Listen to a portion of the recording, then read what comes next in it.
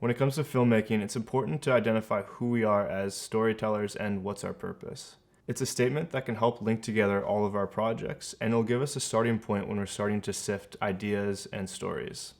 For myself, my purpose in filmmaking is to make the viewer question how they live and make a positive change in their lives.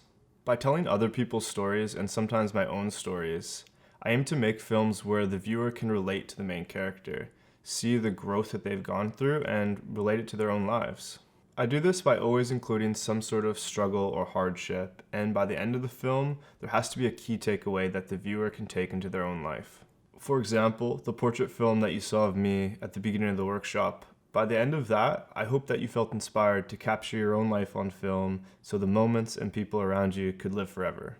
Your purpose as a storyteller could be as simple as wanting to inspire people to travel, or make someone feel scared or sad, or maybe you can create a fictional world that people can escape to. Whatever it is, I encourage you to narrow down what your purpose in storytelling is, and it'll help us as we move forward. One last thing is I always hope my films can pass the cry test.